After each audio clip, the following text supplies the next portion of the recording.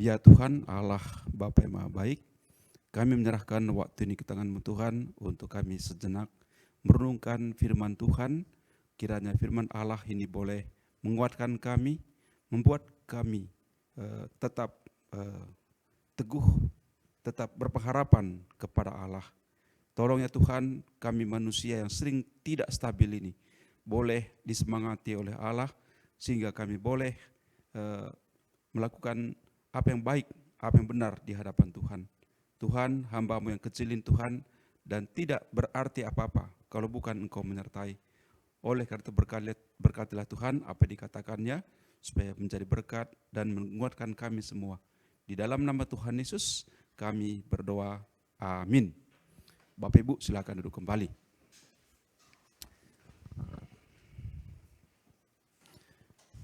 Ya, Bapak Ibu, saudara-saudari yang kekasih dalam Tuhan Yesus Kristus, kita tadi sudah membaca ya ayat dari firman Allah dari Perjanjian Lama Ulangan 11 tadi, maupun dari Perjanjian Baru dari Kisah Para Rasul. Yang intinya tadi sebetulnya adalah suatu perjalanan, suatu long term dalam perjalanan dari satu tempat ke tempat tertentu. Kalau bangsa Israel itu dari Mesir ke tanah Kanaan, tanah perjanjian. Kalau tadi Paulus ke Roma. Ya. Barangkali Bapak Ibu, termasuk saya barangkali ya, mungkin kita senang dengan travel, berjalan, dan kita rasakan bahwa travel itu ada kenikmatan tersendiri. Kita bisa melihat-lihat, kita bisa barangkali di perjalanan, di tengah jalan kita berhenti di rest area misalnya, kita bisa makan, kita bisa apa saja. Bahkan kita bisa bercanda dengan keluarga, dan ada banyak hal-hal baru mungkin dalam perjalanan kita. Tetapi di sini agak sedikit berbeda, bahwa perjalanan bangsa Israel dan perjalanan Paulus itu bukan sekedar travel, tapi suatu pemenuhan. Apa yang dijanjikan, apa yang disuruh, dan apa yang diinginkan Allah bagi bangsa Israel sebagai satu bangsa pilihan Tuhan, dan juga kepada Paulus, orang yang diurapi Allah, yang dipakai Tuhan untuk mencapai maksudnya. Bapak Ibu, saudara sekalian, Tuhan memilih bangsa Israel, jadi ada sukacita besar sebetulnya kalau kita ingat akan status bangsa ini gitu ya. Andaikan kita seperti itu, dan memang kita seperti itu, bahwa kita adalah bangsa yang dipilih, pribadi yang dipilih oleh Allah. Namun dalam perjalanan itu Bapak Ibu sekalian, kita tentu mengerti kisahnya, bahwa bangsa Israel mengalami banyak sekali tantangan, banyak sekali hambatan, dan situasi menjadi lebih sulit bagi mereka, karena mereka pun memiliki sifat yang ya dikatakan mungkin bangsa yang keras kepala gitu ya. Bangsa yang mungkin distilahkan juga tegar tengkuk dan sebagainya dan sebagainya. Oleh karena itu Tuhan memberikan beberapa hal yang menjadi catatan penting dalam perjalanan mereka.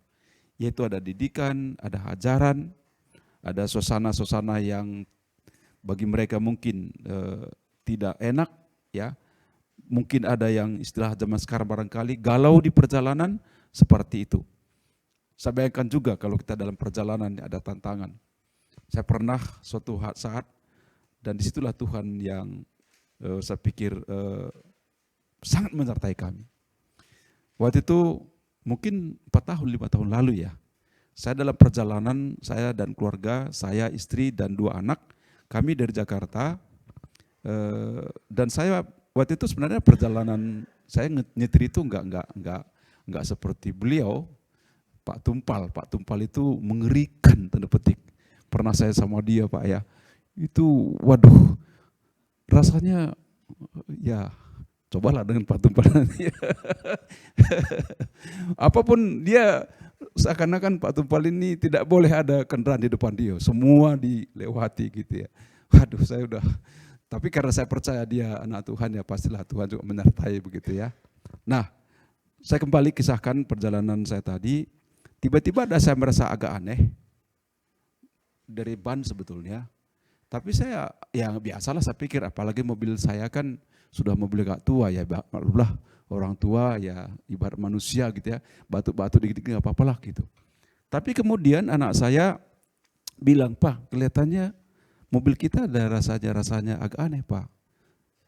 Mungkin baik kalau, anak saya yang bungsu sebetulnya, mungkin baik kalau kita berhenti dulu sebentar. Oh ya, lalu saya berhenti di bahu jalan itu, dicek itu bannya itu rupanya Pak, bautnya itu longgar. Bayangkan di jalan tol. Dan saya berpikir kalau diteruskan, udahlah, mungkin saya tidak jadi hari ini berdiri di hadapan Bapak Ibu. Memang agak cepat sih, saya larinya 90 karena istri saya kan pengawas yang baik. Kalau udah mulai lewat Pak, udah 80, saya bilang mobil orang 110, saya bilang, iya orang lain mobilnya bagus, mobil kita begini. Saya pinggir gitu. Rupanya longgar, udah gini dia. Ban belakang sebelah kiri. Lalu, waduh, gawat juga ini. Lalu waktu itu nggak tahu kenapa, saya nggak bawa kunci. Kunci, kan ada kunci begini ya. Iya, kunci roda. Terus, untung, nah ini untung, kita selalu bawa orang Indonesia bilang untungnya, tapi memang untung memang. Ada kendaraan tol itu yang pengkerek itu Pak, apa namanya itu.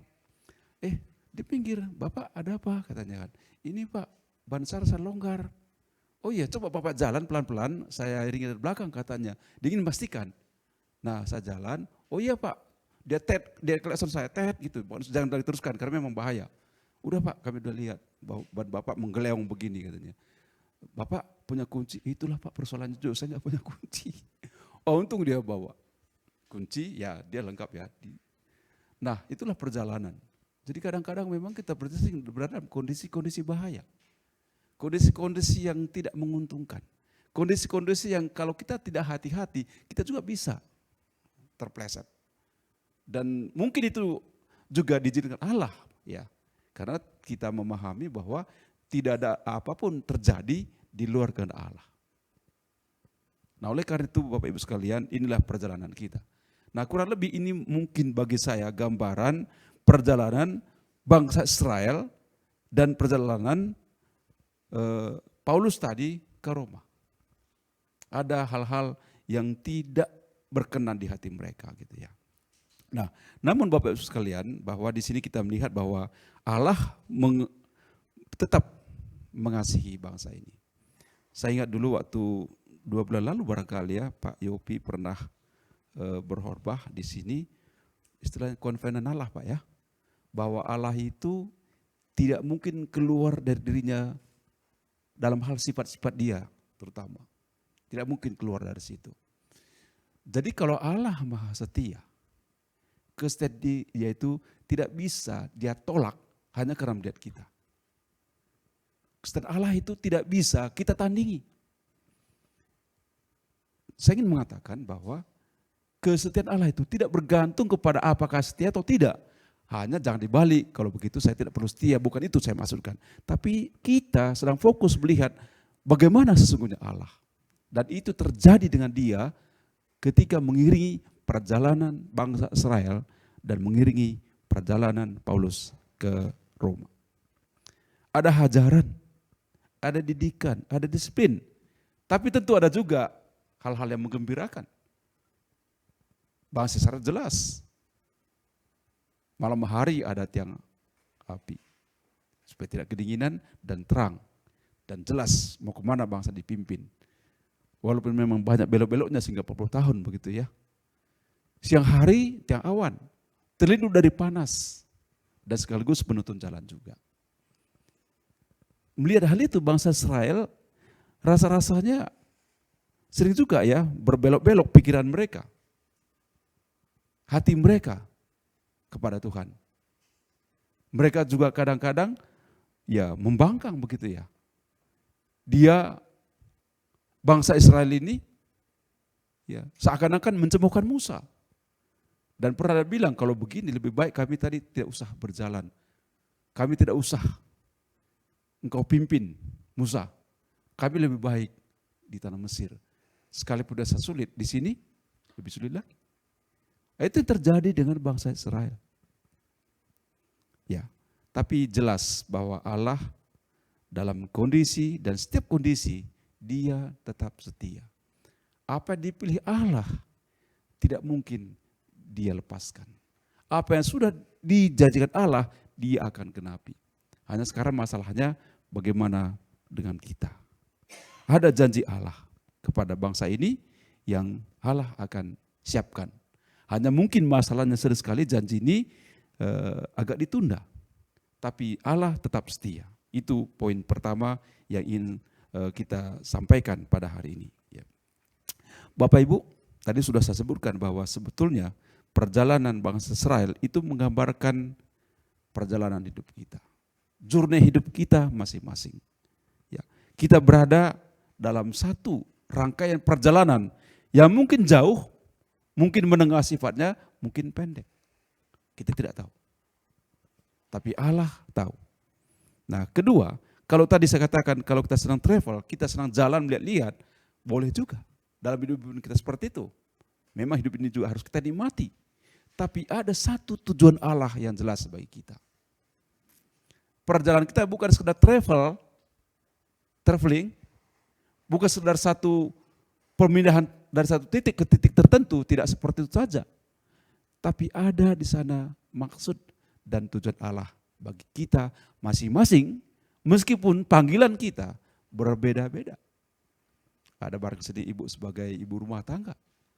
Ada saya barangkali sebagai seorang yang dapat Tuhan menjadi seorang guru. Pak Yopi sebagai hamba Tuhan. Dan sebagainya, dan sebagainya.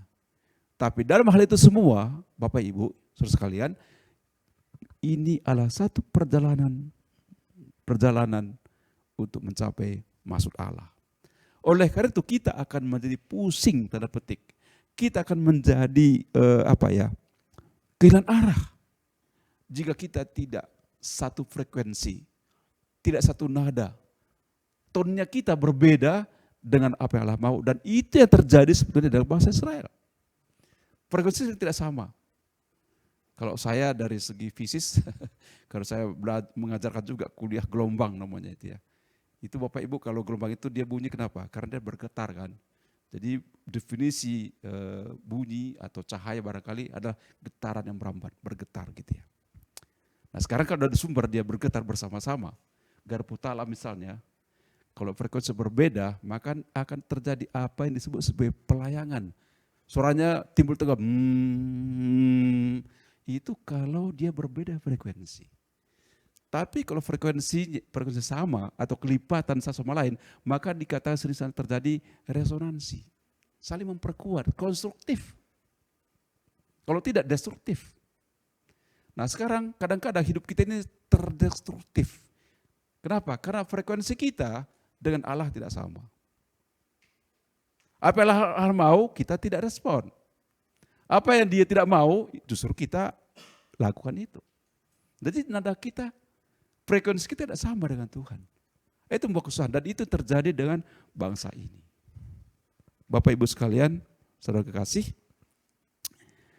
Tuhan ingin kita, ya bukan itu dasar keselamatan kita, tapi pasti akan selalu diperdengarkan kepada saya, kepada kita semua, bahwa Allah ingin kita melakukan apa yang dikehendaki dalam journey, dalam perjalanan hidup kita. Tuhan mau supaya kita taat kepada Dia. Bapak kita mau supaya kita tunduk merahati di hadapan Dia. Supaya kita betul-betul ya, walaupun mungkin di sini sering sulitnya seperti istilah saya tadi, satu frekuensi dengan Dia. Senada dengan Dia. Bayangkan sekarang Bapak Ibu sekalian, nggak usah lagu-lagu dunia lah, lagu-lagu rohani lah. Bapak ini misalnya menyanyikan lagu apa Bapak suka? Lagu rohani Pak. Saya tidak lagu-lagu ini, lagu rohani, lagu apa yang Bapak suka? Ya, Kidung Jemaat nomor berapa Pak? Ya apa sama Pak nggak tahu. Ya nomor 1 lah coba nyanyikan Pak. Ibu suka nomor berapa? Nomor 2. Bapak suka nomor berapa? Coba sekaligus nyanyi, enggak enak. Enggak enak. Marilah bersandar pada Al-Masih. Ya ini menyanyikan hari ini harinya Tuhan, jalan serta Yesus, semua semangat. Tapi tidak satu frekuensi, tidak satu nada, tidak satu judul. Ibu mau dengar yang mana? dan serta Yesus atau malah bersandar kepada Isa Al-Masih? Yang mana? Cenderung kemana? Kita cenderungkan ke satu lagu, sulit, terganggu, terjadi distorsi, error jadinya telinga kita juga mendengar itu. Nah, itu bayangan saya, gambaran saya, kalau kita tidak satu frekuensi dengan Allah dalam perjalanan kita. Jadi makanya kalau arah Maha tahu, mari kita belajar supaya frekuensi Allah kita ikuti, apapun yang sedang kita alami. Dan mungkin berkata seperti ini serasa gampang, tapi begitulah seharusnya memang. Dan kita berdoa supaya Tuhan memberikan kemampuan kepada kita masing-masing. Tuhan ingin kita taat, kita melakukan apa yang dikehendaki. Antara kita lahir baru dan kita nanti dalam satu titik kita akan bersama Dia untuk selama-lamanya, di sanalah perjalanan itu harus kita lakoni, harus kita jalani dengan sungguh-sungguh. Hanya memang masalahnya dalam perjalanan tadi, kadang-kadang ya perlu ya. Kadang-kadang kita terlalu sering melihat ke belakang.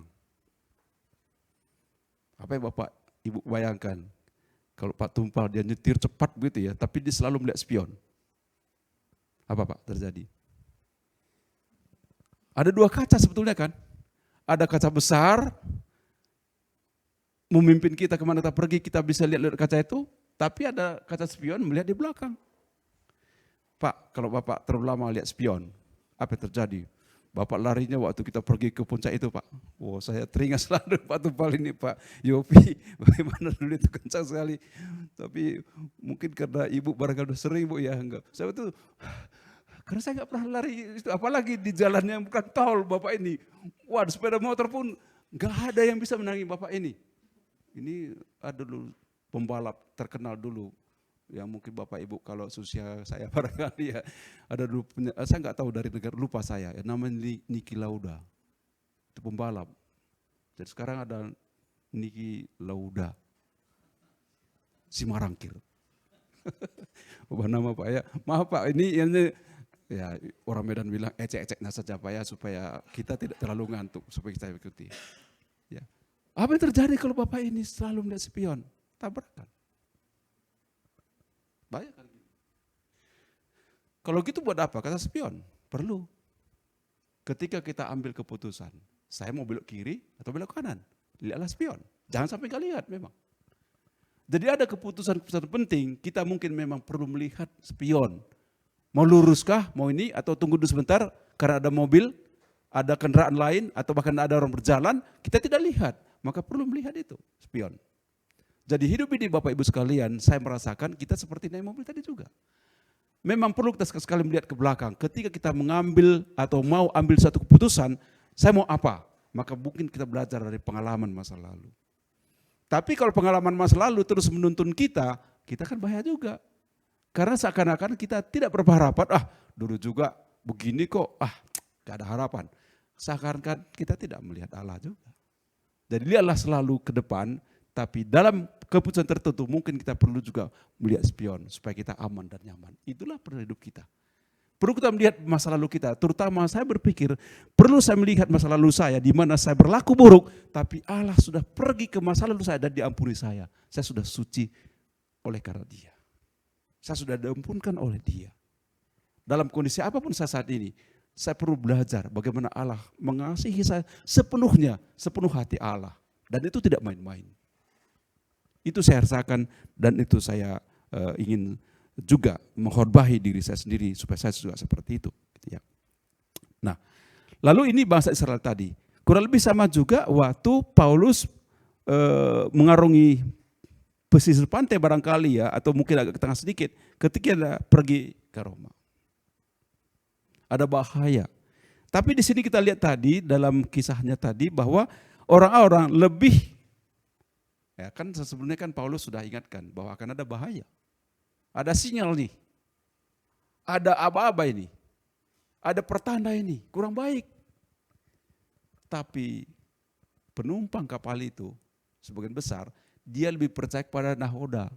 Dan memang nahoda harus terpercaya memang gitu ya.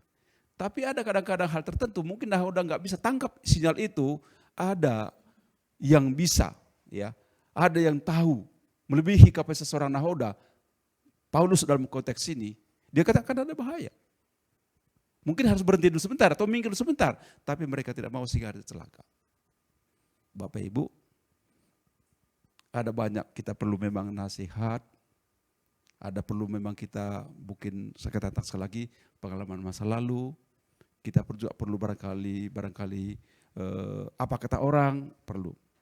Tapi betapa sering kita lebih percaya itu daripada apa kata Allah tentang kita. Apa kata Allah tentang jalan-jalan kita dalam perjalanan panjang tadi. Ada kita lihat bahwa bangsa ini, penumpang kapal ini mengalami satu hal yang, ya kapal mereka itu mengalami satu gangguan karena mereka tidak mau mendengar apa kata Paulus. Ya. Nah, jadi ini satu peringatan bagi saya dan bagi kita semua, supaya memang kita perlu mendengar apa kata orang, apalagi kita merasa bahwa orang ini juga barangkali penuh hikmat, boleh, tapi tentu tidak itu saja. Perlu kita selalu dipimpin oleh kebenaran firman Allah. Perlu kita dipimpin oleh Roh Kudus yang sudah ada dalam hati kita. Dan kita perlu mendengar itu. Karena perlu mendengar itu maka harus ada waktu untuk mendengar. Terkadang kita kan gak ada waktu untuk mendengar. Bukan gak ada waktu, tapi kita tidak mau. Ya, kita lebih sering bergantung kepada apa kita pahami dan apa orang pahami. Orang zaman sekarang, apalagi anak muda ya, apa-apa kesulitan tanya siapa? Tanya Google, ya kan? Tanya GPT. Itu luar biasa memang. Saya ada pengalaman lucu begitu ya. Saya mengajar kuliah, ada namanya itu kuliah fisika gunung api, karena memang saya di situ bidangnya. Nah, saya berikan kesempatan, saya berikan tugas kepada mahasiswa untuk presentasi. Salah satu waktu itu mungkin Bapak Ibu pernah dengar ada namanya supervolcano, yaitu meletusnya Gunung Toba. Saya suruh mahasiswa untuk untuk presentasikan itu. Ada waktu itu saya buat Gunung Semeru, ada Gunung Merapi, jadi kan per kelompok-kelompok. Nah, kelompok gunung volcano eruption ini, itu saya belum ajarkan sebetulnya. Saya beri waktu seminggu, tapi 2 hari selesai. Dan bagus waktu presentasi. Saya kagum gitu ya, ini anak belum saya ajarkan teorinya bagaimana model-model erupsinya kok dia udah tahu gitu ya. Ya oke lah, bagus, saya kasih poin dia bagus. Terus waktu ada pertemuan, ada seorang teman, dia bilang kepada saya tentang GPT gitu ya. Bahwa melalui itu kita bisa diskusi gitu ya. Lebih dari Google dia bilang. Nah, ini maaf saya mau cerita-cerita sana sedikit ya. Kita seakan-akan dengan GPT itu kita bisa diskusi, bisa bertanya apa saja langsung gitu. Oh iya. Lalu saya teringat dengan maksud tadi, jangan-jangan itu. Pak Yopi saya lihat Pak GPT, betul. Copy paste dari situ. Aduh. Nah, karena itu, bagaimana? Relevankah kita bergantung pada Allah? Karena persoalan hidup kita, perjalanan kita bisa dijawab oleh GPT, boleh Google. Memang tidak kita bisa baikkan, itu menolong gitu.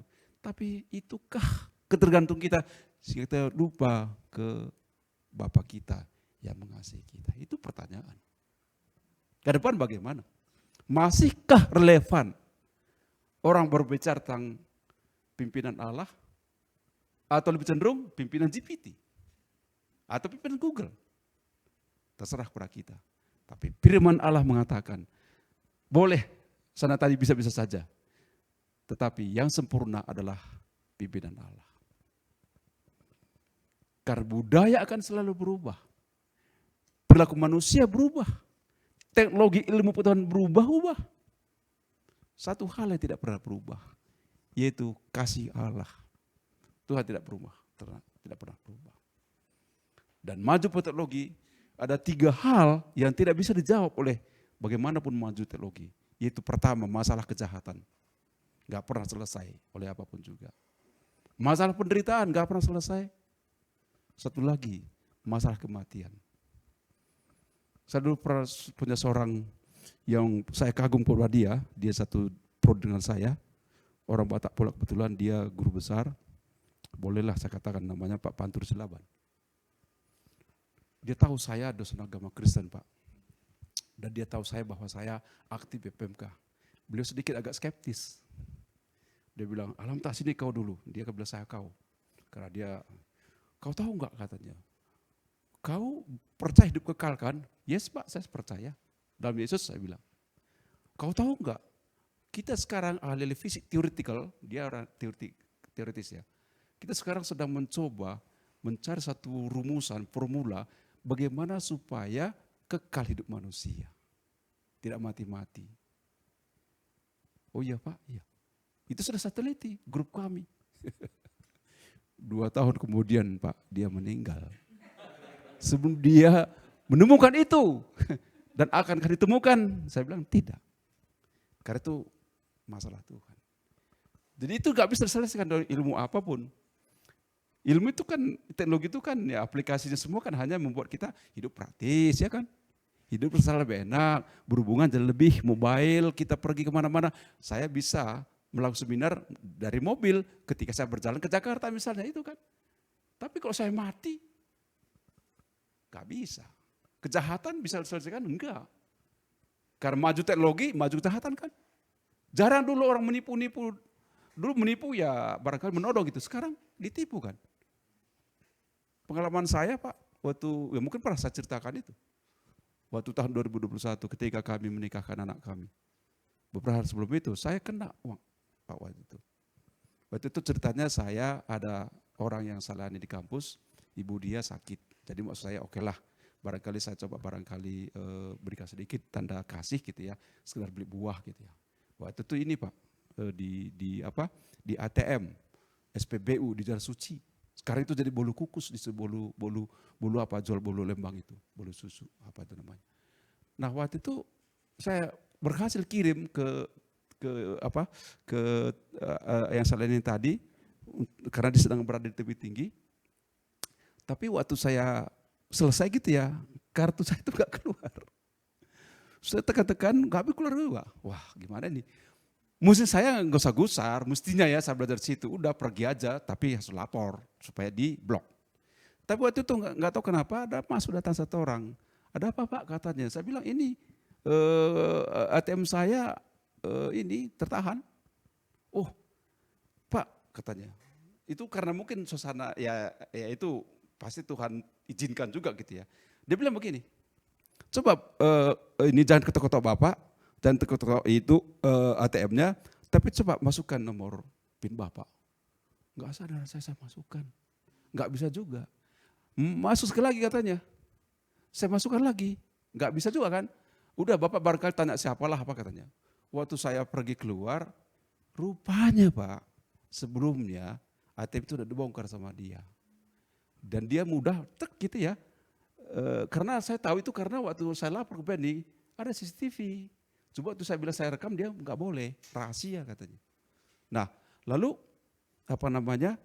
diambil sama dia, itu di BPU, makanya itu jadi ini sekarang, itu karena mulai dari saya itu sebenarnya, itu langsung dirombak. Karena ya komplain saya sebetulnya kan, itu gara-gara saya itu makanya jadi bolu kukus itu. Nah rupanya diambil itu Pak, dia pergi ke Tenas, dari sana diambil uangnya. Menurut saya besar, karena itu saya persiapkan uang itu untuk anak saya sebetulnya pernikahan. Waktu itu habis saya Pak 149 juta Pak. Harus saya pikir, sering saya ajarkan ke anak sekolah, waktu kuliah agama, saya sering bilang begini Pak, harta itu bisa terbang, bisa datang, bisa pergi saya bilang. Karena kalau kita kehilangan harta, kita sebenarnya gak kehilangan apa-apa. Baru minggu lalu saya ketemu itu saya kena. Itu dia. Jadi hidup ini begini rupanya. Ada hal yang tidak kita sangka-sangka sering terjadi. Galau kita sering dalam bahasa anak muda sekarang. Saya dengar tadi juga dari Pak Yopi, ya Bu Hertina ada dia, enggak ada dia, tapi saya lihat tadi dia ada di Zoom ya. Tetap Ibu Hertina semangat. Saya berdoa buat Ibu supaya Ibu terutama hatinya bisa bergantung seperti kepada Allah. Karena kita tidak tahu mengerti hidup kita. Kalau Tuhan mau, Ibu pasti sembuh, saya yakin itu. Kita tinggal usahakan saja. tinggal tenang saja. Tadi Pak Yopi bilang, saya setuju Pak Yopi bilang, biarkan urusan kesehatan ini dokter yang mikirin dan Tuhan yang mikirin. Kita mikirkan apa yang harus kita lakukan, ikuti saja, betul Pak? Bangsa kan gak begitu. Ketika dia berjalan, dia tidak ikuti apa kata Tuhan. Dia buat jalannya masing-masing. Musa, mengapa kami begini? Kami kembali ke Mesir. Itu dia sudah mulai mikirkan apa yang tidak perlu dia pikirkan, biarlah Tuhan memikirkan itu. Kan begitu setiap perjalanan kita kan. Ada hal tidak masuk akal, memang banyak tidak masuk akal, tidak masuk logika kita, ya udah, kita mau apa? Seperti tadi saya kehilangan tadi. Tapi ada, ya untungnya lagi Pak. Waktu itu kenapa? Ada banyak teman-teman saya tahu, ada yang memburi Pak. Saya kaget sekali. Waktu ada seseorang yang juga pernah dia salahin di dalam kelompok PA tertentu, dia datang kepada saya, dia manggil, dia bang kita bisa bertemu, oke boleh saya bilang. Bertemu kami di pasta, warung pasta dekat ITB itu. Pulangnya dia kasih ke saya amplop Pak. Tapi dia bilang, dia nggak bilang uang gitu ya. Dia kasih ke saya sama makanan dikit, dia bilang buat kakaknya di rumah katanya. Saya simpan itu. Tapi dia bilang kepada saya, tapi tolong bang kalau nanti abang bawa itu jangan ketinggalan rupanya karena uang itu di situ. Saya buat amplop, dikasih sama saya 20 juta. Itu ada anak pelayanan saya juga, bapak ibu mungkin tahu, ada tuh mungkin anak-anak SMA tahu itu, rumah Daniel Cecep namanya, bimbel. Itu dulu orang yang saya layani. Dia juga tahu, dia transfer saya juga ke 20 juta. Teman-teman, akhirnya Pak, malah berlebih diberikan Tuhan pada saya. Luar biasa kan. Tapi waktu itu menyerah aja, udahlah pokoknya sampai anak saya yang itu menangis. Karena memang waktu itu saya siapkan untuk pernikahan dia sebetulnya. Bayangkan udah dekat, hilang. Tapi ya akhirnya Tuhan berikan tepat waktu. Sehingga pernikahan waktu itu memang Bapak Ibu enggak saya undang, karena itu masa pandemi. Hanya 50 orang bisa ikut, termasuk pengantinnya. Sampai mertua saya pun enggak bisa ikut karena karena dari GBKP waktu itu juga banyak datang penonton-penontonnya. Jadi minta maaf, saya memang tidak ini. Jadi begitulah cara Tuhan. Ada banyak hal faktor-faktor X yang tidak bisa kita pikirkan. Kalau kita pikirkan nanti enggak lagi X, jadi Y, jadi Z nanti. Kalau begitu kita bisa enggak jadi solusi. Jadi baiklah Bapak Ibu sekalian, mari kita jalani journey hidup kita masing-masing dan berserah kepada Allah dengan menyerahkan seluruh hidup kita kepada Allah. Dan hal yang paling kadang-kadang yang enggak enak adalah kalau kita dalam hidup menyerahkan hidup itu tanggung-tanggung. Ulur tarik gitu. Nah sekarang cobalah, saya pun belajar. Dari apa yang Pak Yopi bilang tadi tentang ibu. Biarkanlah itu Tuhan yang mikirkan. Tuhan punya cara, dokter juga punya cara. Yang penting mari kita beriman, mari kita percaya pada Allah. Itulah perjalanan kita yang sesungguhnya. Berserah kepada Allah sepenuhnya dan nikmatilah bersama Allah. Nikmati hadirnya Tuhan dalam hidup kita masing-masing. Percaya tetap teguh kepada Dia. Amsal 3:5 mengatakan, mungkin bisa kita bacakan Amsal 3:5, saya tiba-tiba teringat. Amsal 3:5 atau Amsal 3:15 ya, mari kita lihat Bapak Ibu. Saya tiba-tiba saja teringat akan ayat itu. Amsal 3:15 atau Amsal 3:5. Percayalah kepada Tuhan dan apa dikatakan di sana coba. Atau ayatnya enggak tepat. Tapi saya tiba-tiba ada pernyataan seperti itu. Ya. Ini Pak Tumbal terus jadi tumbal ini. Pak Tumbal, bacakan Pak. Ayat 5 Pak. Percayalah kepada Tuhan dengan segenap hatimu dan janganlah bersandar kepada pengertian dosa. Iya. Sekali lagi supaya Bapak Ibu yang lewat Zoom bisa mendengar dengan baik, terutama yang kami kasihi, yang kami cintai Ibu Hertina. Ayat 5 Ibu. Pasal 3:5, percayalah kepada Tuhan dengan segenap hatimu, tidak tanggung-tanggung begitu ya. Dan janganlah bersandar kepada pengertianmu sendiri. Itu saja barangkali Bapak Ibu yang bisa sampaikan, semoga ini bisa menguatkan kita, terlebih bagi Ibu Hertina, cepat sembuh Bu. Tuhan menyertai, Tuhan yang tahu masa depan kita masing-masing, dan saya percaya Ibu pasti kuat. Mari kita berdoa. Bapa yang Maha Baik, kami telah mendengarkan sajian firman-Mu. Kiranya Tuhan ini boleh masuk dalam hati pikiran kami, dan kami boleh mengimaninya, bahwa perjalanan kami adalah perjalanan bersama Tuhan. Dan kami tidak tanggung-tanggung, tapi total kami serahkan hidup kami sepenuhnya kepada Allah, dan Engkau akan memimpin kami. Terima kasih Tuhan, kiranya Engkau memberkati kami. Terlebih Tuhan, hamba-Mu, Ibu Hertina, yang sedang mengalami penyakit saat ini Tuhan, kami percaya bahwa ibu ini dalam proses penyembuhan. Engkau kuatkan ibu Tuhan, menerima ini sebagai sesuatu yang terjadi dalam diri dia, dan tidak ada yang salah dengan Tuhan. Tidak ada yang salah dari Ibu Hertina. Ini hanyalah satu letupan-letupan kejadian yang harus dialami oleh ibu ini atas izin Allah. Kuatkan Ibu Hertina Tuhan, supaya dia boleh mengaminkan penyertaan Tuhan kepada dia, Pak Yopi dan semua keluarga juga, supaya boleh menjadi pendamping yang luar biasa bagi ibu, untuk ibu boleh dikuatkan. Dan kami pun semua jemaat Tuhan, kami pun terus berdoa bagi ibu untuk kesembuhan dia total. Tuhan, ingatlah dan kasihanilah ibu ini Tuhan, berdasarkan besarnya anugerah-Mu. Dan juga Tuhan, ada biaya-biaya yang diperlukan, kami aminkan bahwa Tuhan akan cukupkan semuanya. Terima kasih Bapa yang baik, dalam nama Tuhan Yesus kami berdoa. Amin. Terima kasih.